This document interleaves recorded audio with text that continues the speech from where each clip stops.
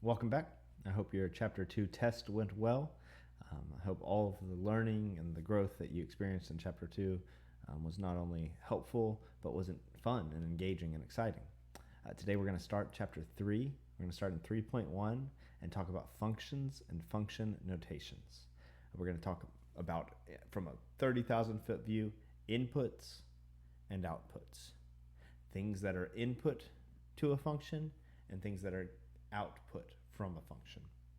And so with that being said, I think that the scripture of the day is pretty applicable. When we talk about things that are input and things that are output, we see John 1:3 says that through him all things were made, and without him nothing was made that has been made. Talking about Jesus here, talking about how from the beginning of time, before the human Jesus was even born, that in him and through him, everything that you see, all of life and creation and rocks and mountains and oceans and humans, everything was created through Jesus, and everything was created by Jesus, and not one thing that has been made was created without him. So I think that's just a really cool thing as we talk about things being created, or functions, things being input and other things being output, to think about all of the functions in the world, the functions of humans growing and trees growing, and the functions of how time passes. Every function in the world was put into place by God, and was God being the input and everything else being the output. I know it's a little cheesy and a little just a little on the nose to talk about God and function notation in that way, but I think it is true in a general sense of the word function, even though we're going to be plugging and chugging ones and twos, that a function is just some system that takes something and outputs something else. And on a macro scale, God did this. He took himself and he output the world that we live in, and everything within it. And without him, nothing was made that has been made. So, with that being said, let's talk about things being made. On a very micro scale, those things being functions. So we have this word called function. Like I said, a 30,000-foot view is that this is inputs and outputs. This is you put something in, you get something out. So for instance here, if you look into this function diagram or this function chart, if you put in P, you get out M. Therefore, function of P. If you put in Q, you get out N. It's a good function. If you put in R, you get out N. It's a good function. If we slide over to the second example, if you put in P, you get out X, thereby being a good function. And the same for Q and R. So we have two functions here by these function diagrams. But if we look at this third not function, we say if you put in P, what do you get out? And it's a hard question to answer, because you could say, do I get out Y or do I get out Z? Well, the answer is it's not a function, because you can't put in something and get out two different things. That'd be like if you took a test and I put in a 50 and 100, and then I handed you your test, and your first question to me would be, oh, well, which one is it? It's like, well, it's not a good function if I hand you a test with two scores on it. I need your name to be related to one score, and that would be a function. So here we go. We're going to look at functions and decide, are these things that we're looking at functions or not? And that's going to be most of the day before we get into the real nitty-gritty mathematics of it. So, is rank a function of player's name in this chart? Probably of best baseball players of all time. And so you say you put in Babe Ruth, you get out 1. You put in Willie Mays, you get out 2. You put in Ty Cobb, and so on and so forth. Because each of those inputs output a rank, it is a function. And then it's just asking, can you go backwards? Is the player name a function of their rank? Can you input a rank and output a name? And because you can go backwards through the whole list, also yes. So functions just mean an input results in one output, not 2 or 3 or 4. The input has to result in one output.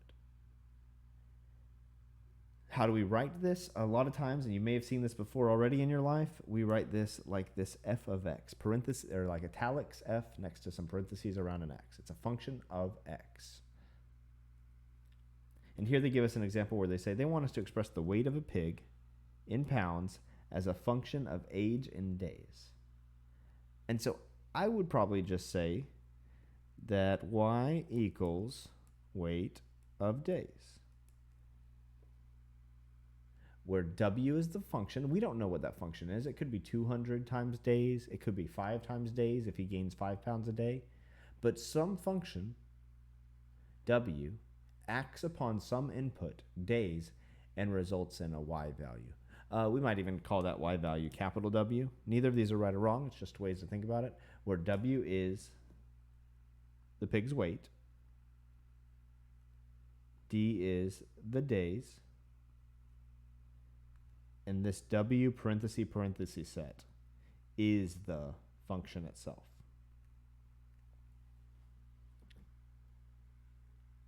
Cool. We're going to go back to the same question. Function or not? Well, we just asked ourselves, input, output, input, output, input, output. Did you ever have to draw 2 arrows for one input? No? Then it is a function. All right, here's where we get into the math side of things. So I'm going to give you that when you see this parenthesis set, and we talked about inputs, outputs, inputs, outputs, the thing inside of the parentheses, it's nice that it's inside, is the input. And the output is what we'll get back. So the input here is 5, and so all we're going to do is take that input and input it everywhere we see an m. And so instead of m, we're writing 5. And then we're just going to solve our equation. So g of 5 is how we would say that, equals the root of 1. And so g of 5 equals 1. And now I'm not going to write it in a solution set anymore. I'm going to write it in good function notation. So instead of putting it in a set with the squiggly lines from the last section that look like this, I'm going to write it in good function notation where I tell them I input 5 and I got out 1. What did that? G did that. Whatever g is. In this case, g was the square root of my input minus 4. It could be as ugly or as neat and pretty as you want it to be, but the function changed 5 into 1. Here we have them setting a function equal to something. So you notice the input, we don't know.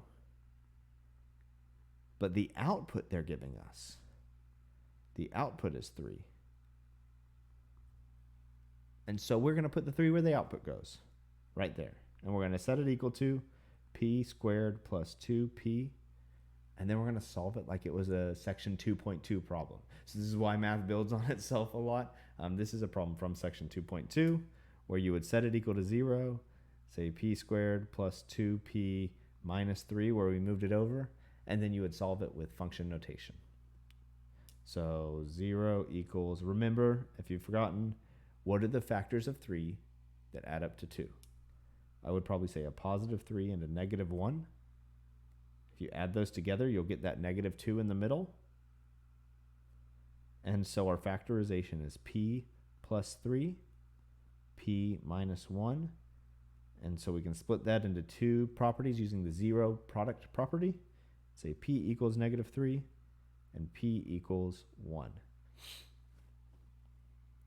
Now hang on, this is where I think a good question might come up, where you might say, I thought we could only have one answer. I thought you just said there were only 2 answers. Well, if we take a break, or if we take a pause and we plug them into proper function notation, we could see whether we're right or wrong. H of, and I'm going to put this p, the input, the red input where the red input goes, h of negative 3 equals 3. So that was the first one. And h of 1 equals 3. Well, is that allowed? Is that good? Well, think about those test grades again.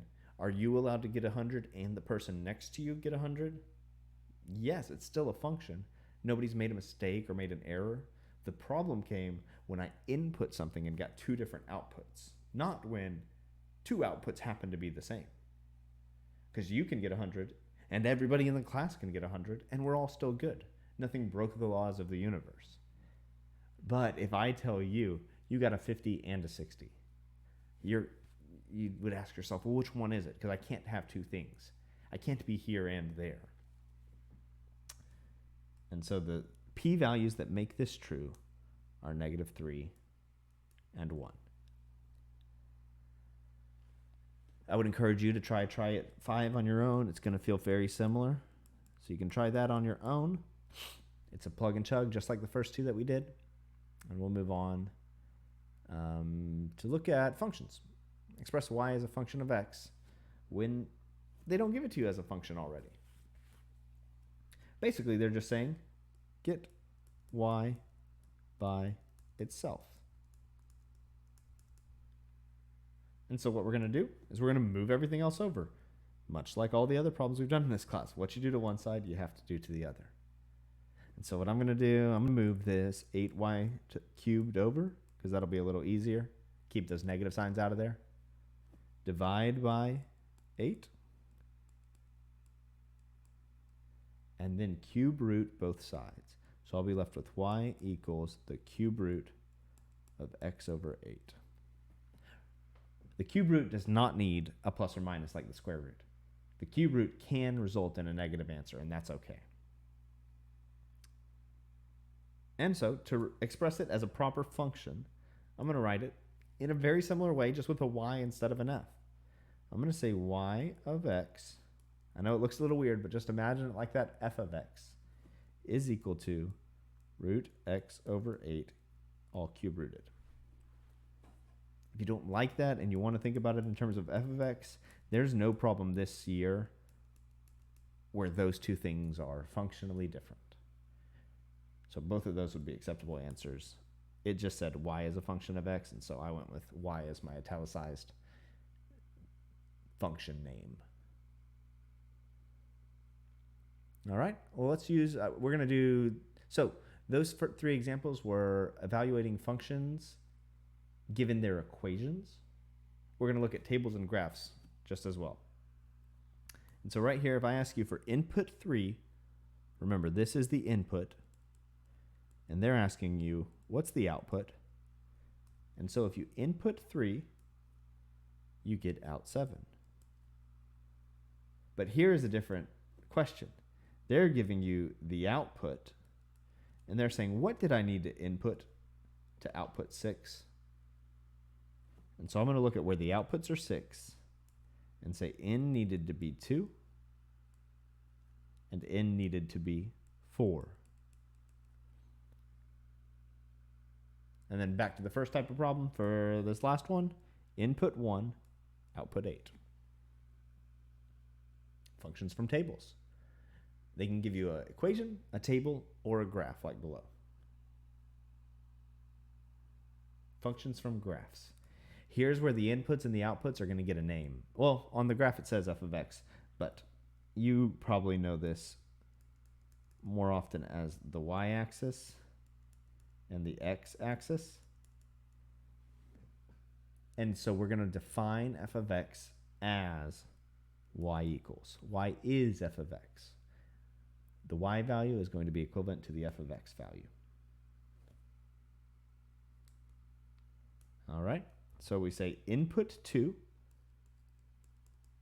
f of 2. So I'm going to input my x value, and I'm going to go over to 2.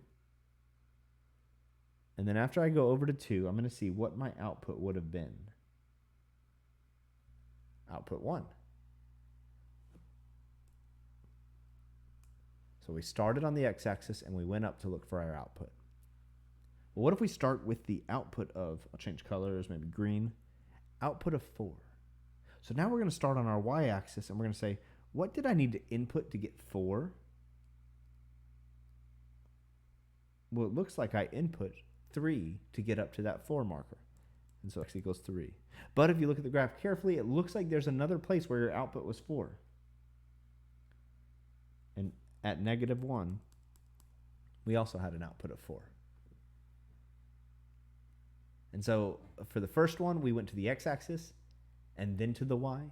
And for the second one, we started on the y-axis and then went to the x.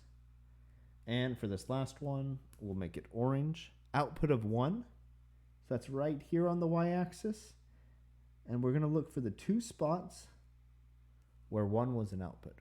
We already did one of those spots in part A. It looks like x equals 2 results in an output of 1, but also x equals 0 would have resulted in an output of 1. Maybe it's worth seeing these things written in function notation. The way that reads in function notation is f of 2 equals 1 and f of 0 equals 1.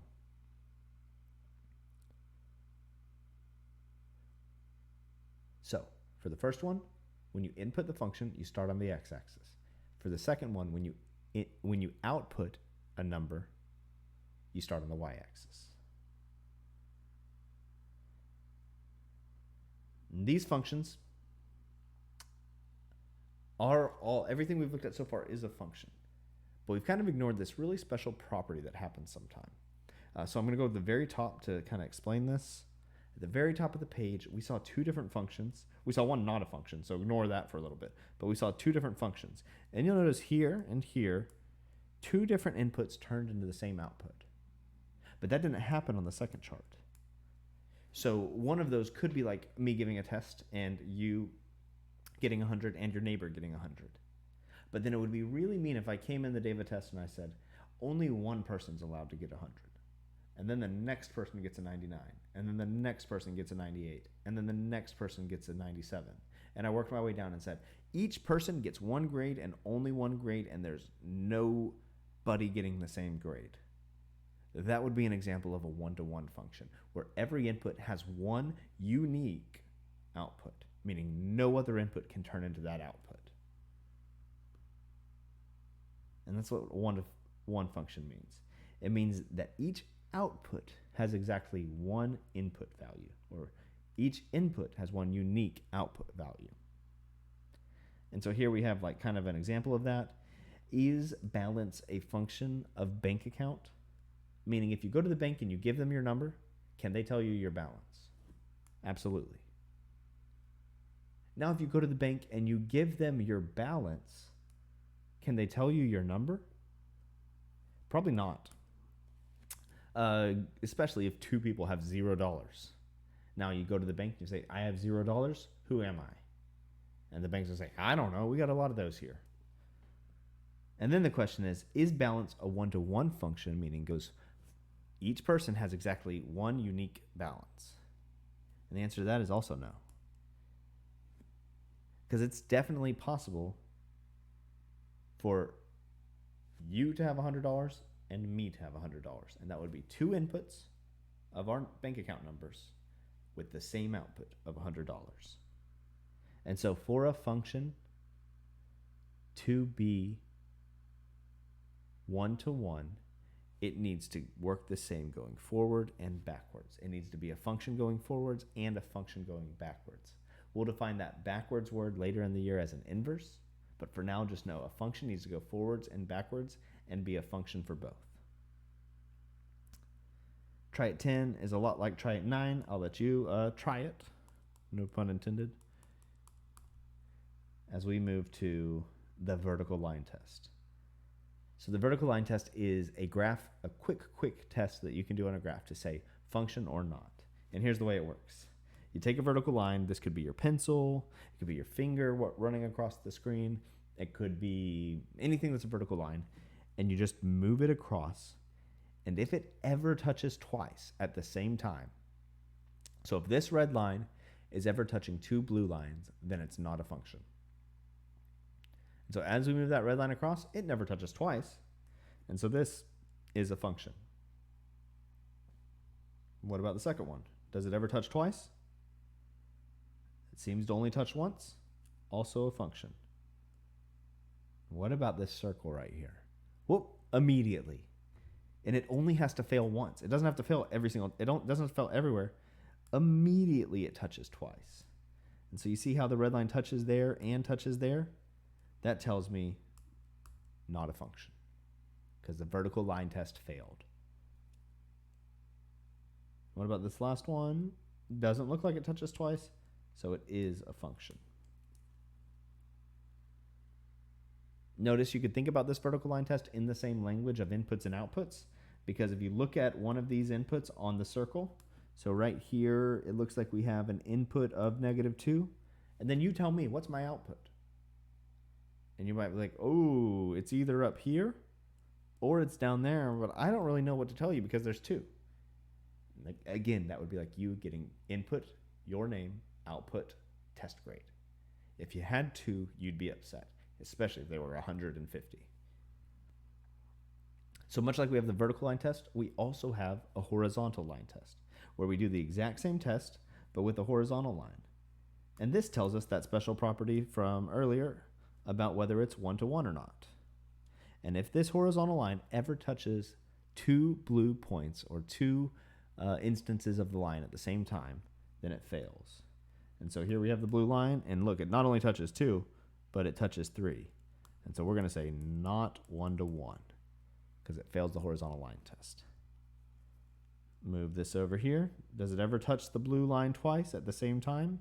It does not. And so we're going to say this is 1-to-1. Boop, we failed. Zoop, zoop, not 1-to-1. And one last example. Zoop. Oh, we failed immediately. We failed everywhere, except for the one spot that's at the vertex, or the 0, 0. Not 1-to-1. You notice it's a lot harder to be 1-to-1 than it is to be a function. All right, that's wraps up 3.1 for us, functions and function notation. I do want to draw your attention to the last page of this section, though. I encourage students every year, and every year at the end of the year, I get to rational functions, and I say everybody has that toolkit functions you need to know memorized and blank stares.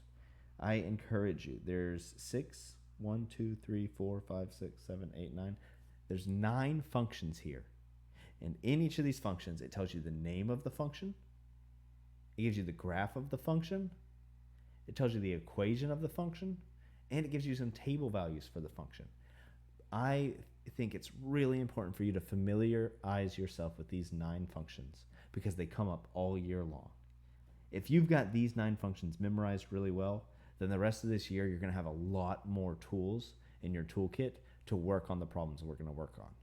But if you don't have them memorized, then we're going to be starting from behind when we start working with these functions. When we evaluate them and we shift them and we transform them, not knowing them creates a hurdle for you to jump over before we even start each of those sections. So at the end of this page, 3.1, there's toolkit functions that you just need to know for college algebra.